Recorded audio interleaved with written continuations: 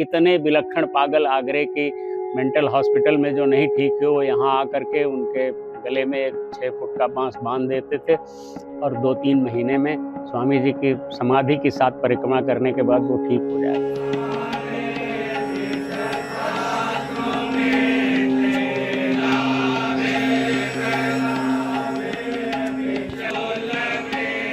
मैं इस समय उत्तर प्रदेश के अवध क्षेत्र के अमेठी जनपद स्थित टीकर माफी आश्रम परिसर में खड़ा हूँ। इस आश्रम की स्थापना 1 शताब्दी पूर्व स्वामी परमहंस महाराज ने की थी और यह संस्कृत आध्यात्म और आस्था का केंद्र है।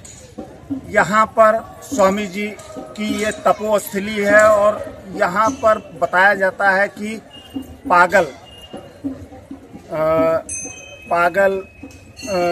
लोग आकर के भी स्वतः ठीक हो जाते हैं। इसके अलावा यहाँ पर संस्कृत शिक्षा का जो केंद्र है, यहाँ पीछे कक्षा प्रथमा से लेकर के और बीए बीएड तक की कक्षाएं चलती हैं। लोग यहाँ पर बच्चे आज पढ़ करके विभिन्न देश के विभिन्न क्षेत्रों में विदेशों में भी जा रहे हैं और संस्कृत का प्रचार कर रहे हैं। इसके अलावा आप देख रहे होंगे आज मंगलवार है। यहाँ पर इस आश्रम परिसर का जो परिक्षेत्र है वो तकरीबन 88 एकड़ है। यहाँ पर भीड़ इतनी होती है कि लगभग 40 से अधिक मंदिर हैं। भीड़ श्रद्धालुओं की इतनी ज़्यादा होती है कि परिसर में कहीं भी खड़े होने की जगह नहीं मिलती। फिर भी यहाँ आप पीछे मेरे देख रहे होंगे कि आज मंगलवार है। यहाँ लगातार श्रद्धालुओं का आना जाना लगा हुआ है। अभी स्वामी परमहंस महाराज की आरती हुई है और आरती की खास बात यह है कि यहाँ पर जब भी आरती होती है, महाराज की आरती होते समय कुत्ते रोते हैं, गायें मंदिर परिसर में खड़ी रहती हैं और यहाँ पर जब महाराज को भोग लगाया जाता है उसके बाद सबसे पहले गौ माता को, फिर उसके बाद कुत्तों को खिलाया जाता है। उसके बाद श्रद्धालुओं को प्रसाद वितरण किया जाता है। यहाँ जो आपको आइए दिखाते हैं कि मंदिर परिसर में जो भी मंदिर बने हुए हैं, आइए आपको झलक दिखाते हैं। यह हनुमानगढ़ी धाम है जहाँ पर यह दिव्य प्रतिमा हनुमान जी की स्थापित है। आप देख सकते हैं कि महाराज जी की, हनुमान जी की दिव्य प्रतिमा। पीछे राम दरबार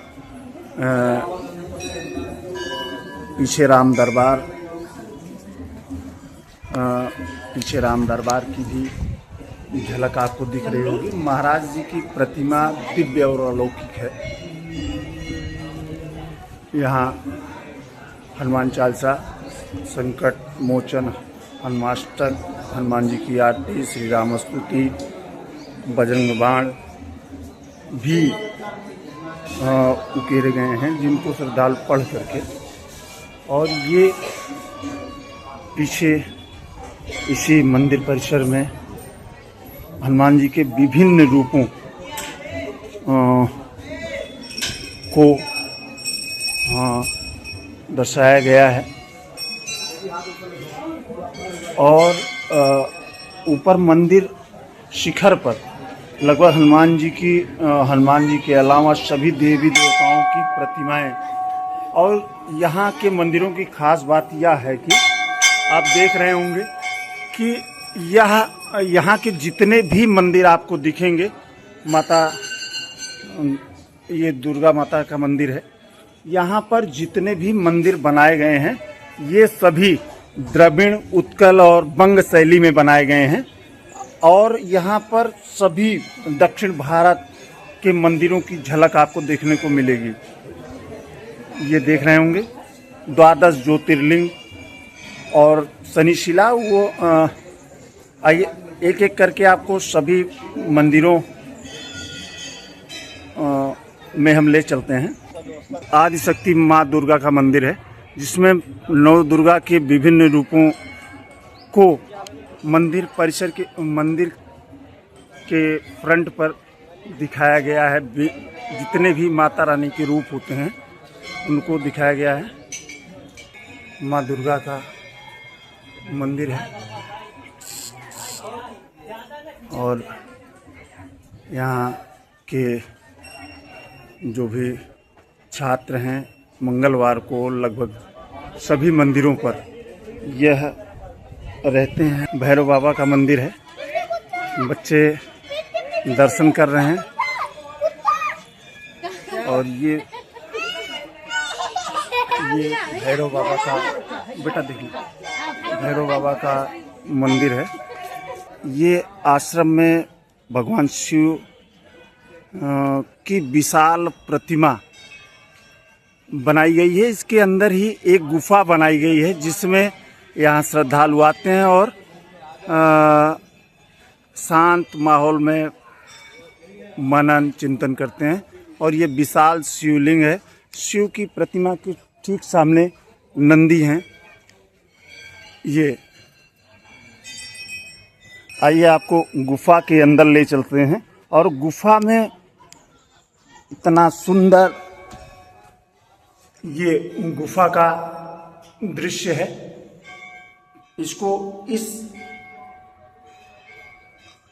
तरह बनाया गया है कि श्रद्धालु आएं और अब बैठ करके मनन चिंतन करें। इसी मंदिर के सामने, इसी गुफा के जस्ट सामने ये आप देख रहे होंगे नर्मदेश्वर मंदिर है। यहाँ पर नंदी महाराज, ये अंदर नर्मदेश्वर महाराज हैं। अब आपको हम ले चलते हैं। ये है शनि देव मंदिर। यहाँ पर नवग्रह भी स्थापित हैं। मयूर वाहना हैं शनि महाराज, जो दिव्य और अलौकिक प्रतिमा मानी जाती है। ये मयूर पर विराजमान महाराज शनिदेव, ये नवग्रह जो बताया यहाँ स्थापित हैं, नवग्रह देवता। इसमें सबसे पहले केतु हैं, उसके बाद आपको बृहस्पति, ये बृहस्पति भगवान का है, और ये बुध, इधर शुक्र, ये चंद्र देव हैं। और जालियों से इसलिए ढका गया है क्योंकि श्रद्धालु आते हैं तो चंदन, पानी और इससे जो है मूर्तियाँ खराब हो रही हैं। इसको देखते हुए यहाँ पर वो कायदे से कवर किया गया है कि जिससे मूर्तियाँ खराब ना हों। और ये है मंगल भगवान, राहु हैं। शनिदेव मंदिर के सामने ही शनि शिला स्थापित है। यहाँ पे हर शनिवार और मंगलवार को श्रद्धालुओं की भारी भीड़ रहती है। यहाँ पुजारी बैठे हुए हैं और जो श्रद्धालुओं शिला की महिमा और उसके बारे में जानकारी दे रहे हैं। ठीक इसी मंदिर परिसर में 12 ज्योतिर्लिंग की स्थापना की गई है। आप 12 ज्योतिर्लिंग जो स्थापित हैं, प्रसिद्ध और सिद्धपीठ मंदिर हैं, उनकी आकृति, उनकी शिवलिंग की आकृति दिखती है। सबसे पहले आपको सोमनाथ भगवान का शिवलिंग है। इसके बाद ये मल्लिकार्जुन, दक्षिण भारत का सबसे प्रसिद्ध मंदिर है। ये महाकालेश्वर हैं, ओंकारेश्वर हैं। केदारनाथ, जैसा शिवलिंग केदारनाथ में मंदिर में स्थापित है, वैसे ही यहाँ शिवलिंग की स्थापना की गई है। ये हैं भीमाशंकर और काशी विश्वनाथ। ये हैं त्र्यंबकेश्वर बाबा वैद्यनाथ, ये नागेश्वर नाथ, और ये रामेश्वरम में जो शिव प्रतिमा है, सेम आपको जितनी भी यहाँ ये घृणेश्वर शिवलिंग है। द्वादश ज्योतिर्लिंग की खास बात यह है कि जितने भी आपको पूरे देश में जितने भी मंदिर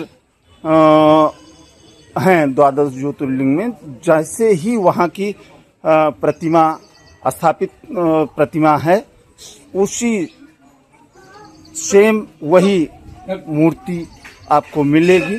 और यहाँ जो प्रतिमा स्थापित की गई है, इसका मुख्य उद्देश्य एक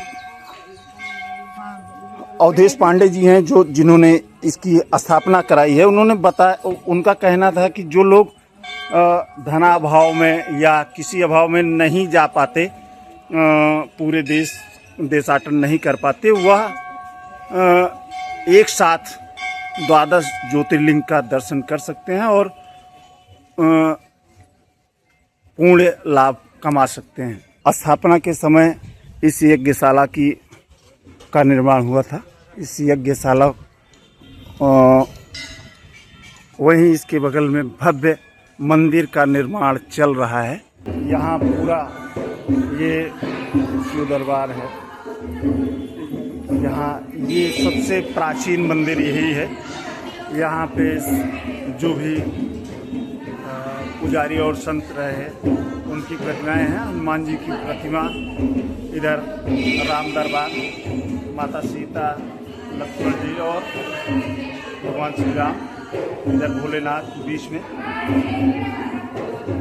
बीच में भोलेनाथ, बगल में माता भगवान कृष्ण और रुक्मिणी और माँ दुर्गा की प्रतिमा स्थापित है और भोलेनाथ शिवलिंग। उसके अलावा इधर हनुमान जी की प्रतिमा है। जी, आपका बहुत बहुत स्वागत है। नमस्कार। क्या नाम है आपका? मेरा नाम अवधेश नारायण पांडे। जी। मैं भेटुआ स्थित एक गांव है पूरे जूधर शुक्ल, जी, वहाँ का निवासी हूँ। जी। और जैसा अभी आप बता रहे थे कि आश्रम से मेरी निष्ठा, जी, जब मैं 9वीं क्लास में पढ़ता था, जी, इससे पहले स्वामी परमहंस महाराज हमारे नाना जी के निवास पे यहाँ भेटुआ में आया करते थे। अच्छा। तो उनसे जो है प्रेरित हो करके, हमारे नाना जी उनके भगत थे। जी। तो उनसे ही प्रेरित हो करके हम आश्रम जाने लग गए। जी। और आश्रम में उस समय स्वामी परमहंस महाराज तो नहीं थे, लेकिन उनके प्रथम शिष्य जी, स्वामी ब्रह्मानंद जी महाराज थे, जिनको स्वामी परमहंस महाराज अपनी समस्त सिद्धियां देकर गए थे। अच्छा। वो भी उतने ही सिद्ध पुरुष थे जैसे स्वामी परमहंस महाराज। जी। तो उनकी सन्निधि, और वो उस समय 54 वर्ष की उनकी अवस्था थी, तो उनकी सेवा के लिए हम 3-4 बच्चों ने एक टीम बनाई हुई थी और हम नित्य उनकी सेवा के लिए सायंकाल जाया करते थे। जी।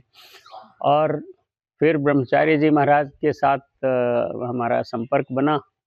1974 से जी, आज तक जी, मैं उनसे और उस आश्रम से जुड़ा रहा। जी। कितने करोड़ रुपए खर्च हो गए हैं? अब चूंकि किसी से कोई लेना देना था नहीं, जी, और तकरीबन बताया जा रहा है कि 8 करोड़ से अधिक। अब जो भी है, खर्च हमारे हुए हैं। पास कोई हिसाब उसका नहीं है। जी। जैसे जैसे जैसे निर्माण कार्य आगे बढ़ता गया, जी, उसी तरह से जो है भगवान उसके लिए सहायता करते गए और निर्माण कार्य अबाध रूप से 5 वर्ष चला। जी, और इन 5 वर्षों में हुआ ऐसे भी था कि हमने एक मंदिर जो है वो देखा था रायपुर में, और हमारे मन में था कि हनुमान जी का मंदिर, वो दुर्गा जी का मंदिर था, तो उसी में थोड़ी बहुत तब्दीली करके हम उसी तरह का मंदिर बनावें। हनुमान जी मंदिर उसी की लगभग प्रतिकृति है, और वही मिस्त्री उसको ढूंढ के हमने निकाला। वो जगन्नाथपुरी का रहने वाला था। तो उसको पकड़ा, हनुमान जी ने प्रेरित किया होगा उसको, वो आ गया बड़ी आसानी से और यहाँ कार्य प्रारंभ हो गया। और फिर धीरे धीरे उसी कड़ी में जो है, जब इनका मंदिर बना तो उसमें उसने कुछ मूर्तियाँ उकेरी। जी, हनुमान जी के मंदिर में ऊपर के हिस्से में श्रीमद् रामायण में जितने भी संतों का जिक्र है, जी, तुलसीदास जी से लेके वाल्मीकि जी से लेकर के जितने भी संतों का नाम रामायण में आया है, ऐसे 12 महापुरुष संतों की मूर्तियां वहाँ चारों तरफ बनी हैं। भगवान शंकर जी की मूर्ति बनाना चाहते हैं और वो मूर्ति बनाने की प्रेरणा मुझे मिली थी। मैं 2005 में गया था द्वारकापुरी। तो द्वारकापुरी के पास में एक शिव जी का 12 ज्योतिर्लिंगों में से एक मंदिर है जी, नागेश्वर धाम।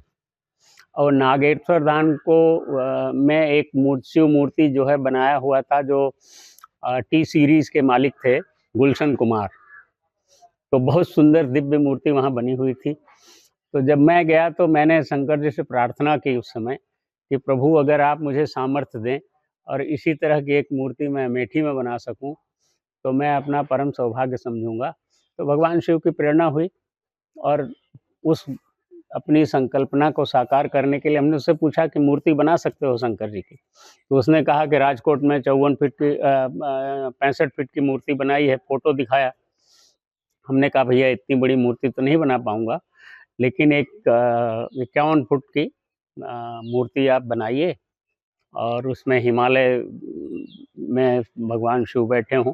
तो जो अभी वर्तमान मूर्ति है ये वहाँ की प्रेरणा और वहाँ का प्रतिफलन है और भगवान शिव की कृपा की वो बन सका है। देखिए स्वामी परमहंस महाराज जो है उनके बारे में मैंने उनको देखा नहीं है, लेकिन हमारे नाना जी चूँकि उनके भगत थे और हमारे घर उनका पदार्पण होता था, उनके बारे में कहा जाता था कि जब स्वामी परमहंस महाराज को आश्रम पे कोई लेने जाता था, आमंत्रित करता था, तो वो पालकी भेजता था, पालकी पे बैठ के आते थे और उनके पीछे संतों का एक बढ़िया हुजूम 100-125 संत विद्यार्थी जो बटुक ब्राह्मण उनके साथ रहते थे, संस्कृत पढ़ते थे और साथ में 100 से अधिक कुत्तों का झुंड चलता था जी। और लोग रास्ते में जो है चिल्लाते चिल्लाते चलते थे, स्वामी परमहंस महाराज की सवारी आ रही है, सब लोग अपने जानवर इधर उधर जो है उनको हटा लीजिए, नहीं कुत्ते जो है वो आक्रामक भी होते थे, बहुत बार ये कर देते थे।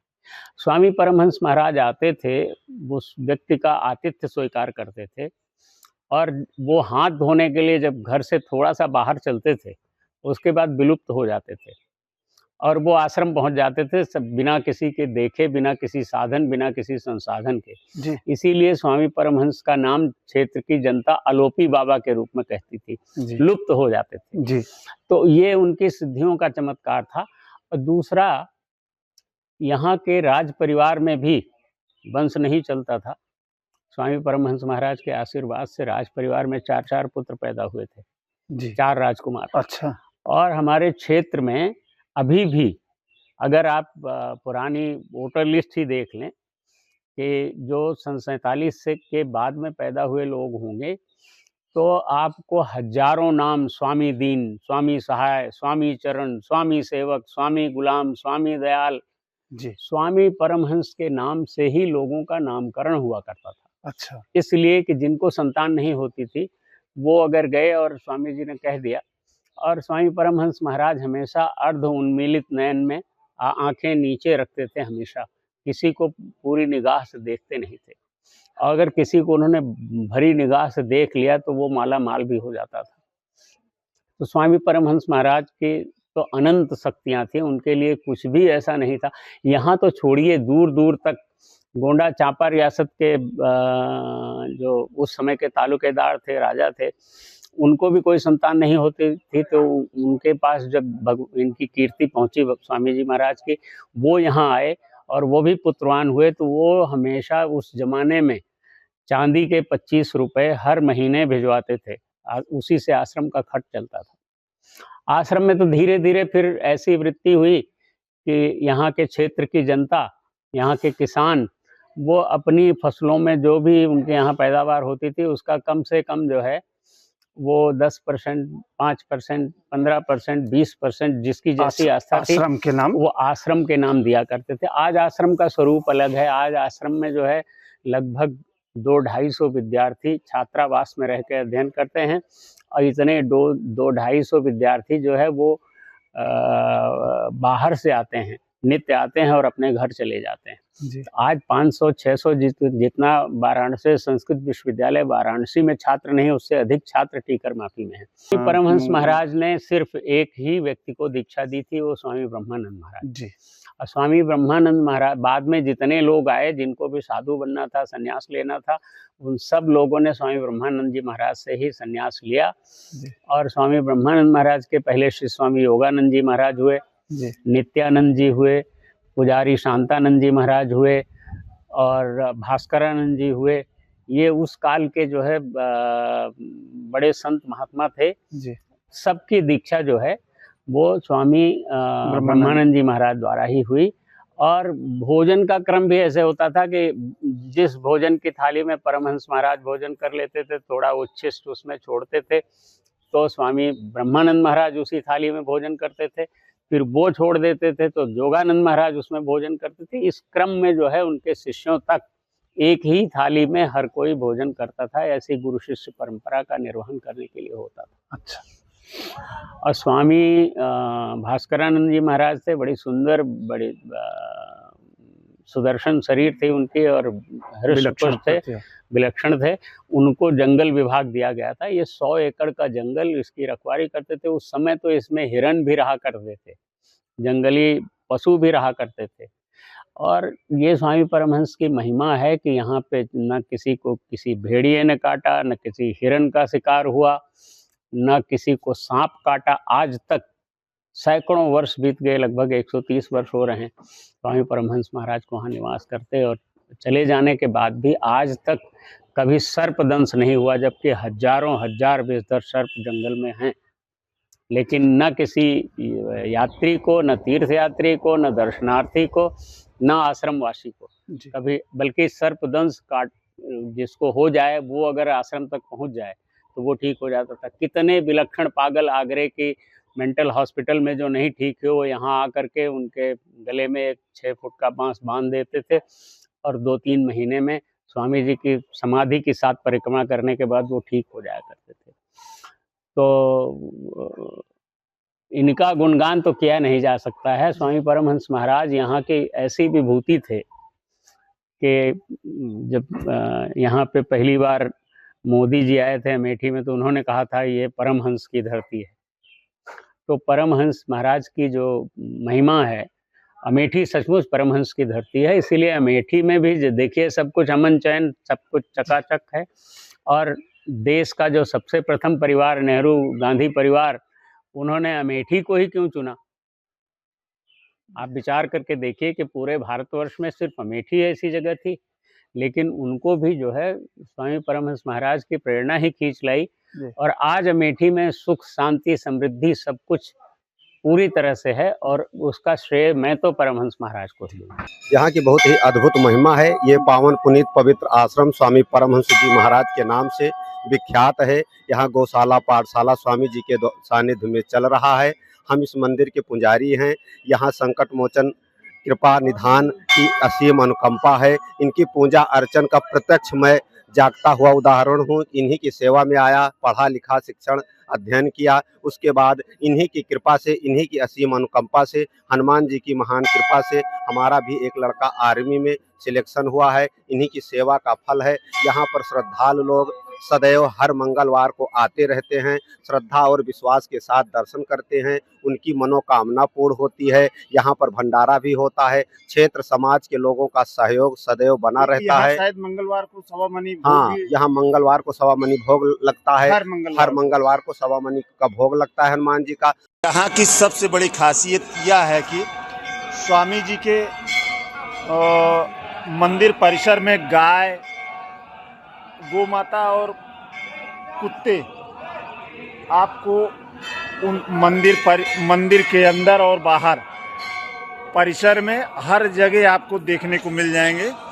आप देख रहे होंगे कि ये मंदिर का मुख्य मंदिर है। यहाँ पे गाय आरती में शामिल हो रही हैं, कुत्ते आप देख रहे होंगे कि हर मंदिर पर आपको कुत्ते देखने को मिल जाएंगे। और यहाँ की खास बात यह है कि जब भी महाराज जी को भोग लगाया जाता है तो सबसे पहले गाय, गौ माता और कुत्तों को ही भोजन कराया जाता है, उसके बाद ही प्रसाद वितरण होता है। ये आप देख रहे होंगे मंदिर के अंदर बाहर कोई भी कुत्तों को आने जाने, या ये देख रहे होंगे कि मुख्य गेट पर भी जहाँ आरती हो रही है ये सो रहे हैं और हर जगह श्रद्धा में कोई भय नहीं रहता इनको। अगर आप ये वीडियो YouTube पर देख रहे हैं तो हमारे चैनल को सब्सक्राइब करें और बेल आइकन को दबाना ना भूलें। अगर आप Facebook पर ये वीडियो देख रहे हैं तो हमारे पेज को लाइक करें।